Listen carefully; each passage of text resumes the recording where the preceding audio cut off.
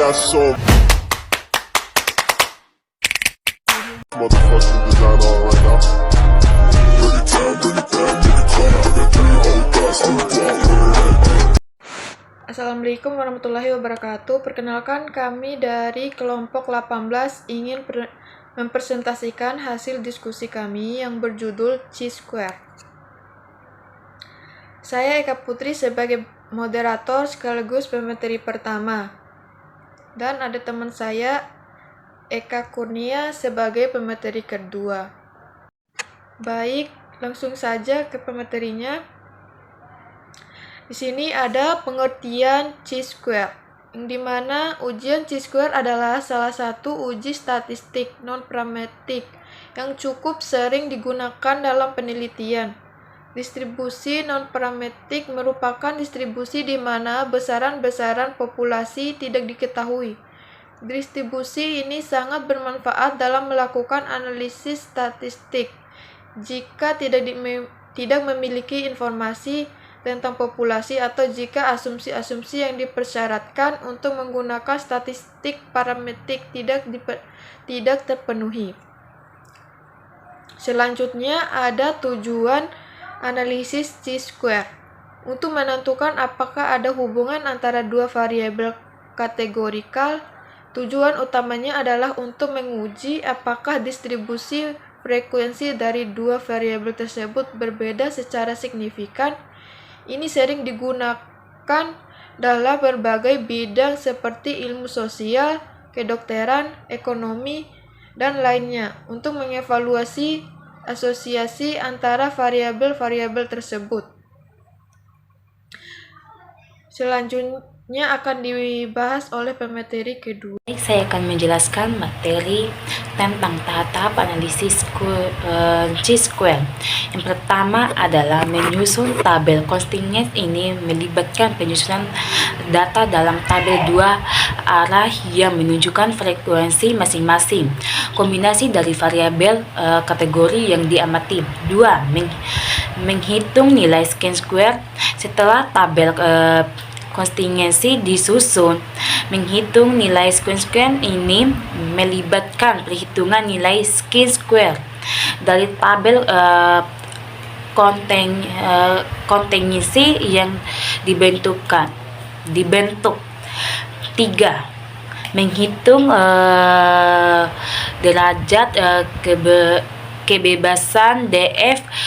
Derajat kebebasan dihitung berdasarkan jumlah baris dan kolom dalam tabel kontingensi untuk tabel 2x2 sama 2x2, DF sama dengan jumlah baris. Terus 4. Menghitung tingkat signifikan alpha.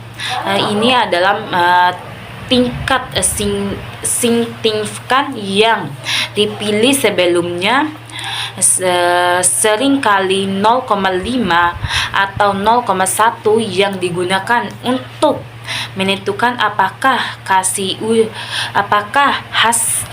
hasil uji Chi-Square secara signifikan menunjukkan hubungan antara variabel. 5. Menghitung terversikan hasil ujian Chi-frekuensi digunakan untuk menentukan apakah hubungan antara variabel-variabel tersebut signifikan secara statistik. Jika nilai P dari uji Chi-Square kurang dari alfa yang dipilih, maka kita gagal menolak hipotensi 0, yang berarti tidak cukup bukti untuk menyimpulkan adanya hubungan yang signifikan antara variabel. Baik, saya akan menjelaskan tentang rumus Chi-Square, yang dimana rumusnya adalah X pangkat 2 sama dengan FO kurang FE pangkat 2. per FE, yang dimana keterangan X pangkat 2 sama dengan chi-square hasil hitungan, dan FO adalah frekuensi observasi, dan FE adalah frekuensi ekspektasi atau harapan.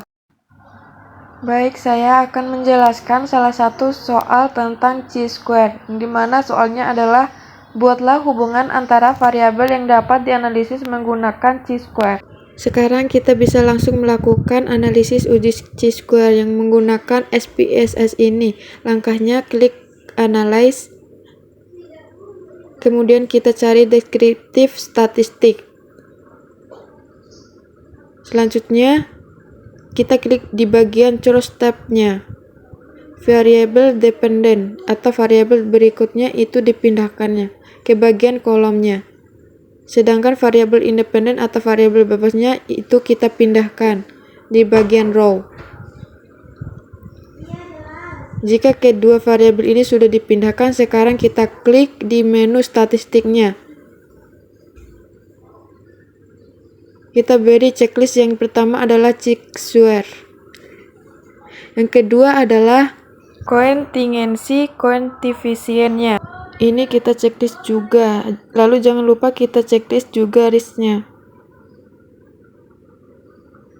Klik continue. Lalu pada bagian sel, kita bisa checklist nilai harapannya. Terus perhatikan di bagian presentasinya. Untuk penelitian cross contion yang di checklist adalah row. Sedangkan untuk penelitian change control yang kita checklist adalah column. Pada penelitian cohort, kita checklist row. Ya, karena di contoh penelitian kita desain adalah cross conditional, maka yang di checklist adalah row. Setelah itu kita klik continue dan klik lagi OK. Selanjutnya adalah tabel chi-square reset, di mana tablet ini menunjukkan hasil dari uji chi-square-nya. Tetapi sebelum kita mengambil keputusan dari hasil uji chi-square adalah beberapa ketentuan yang berlaku pada uji chi-square ya.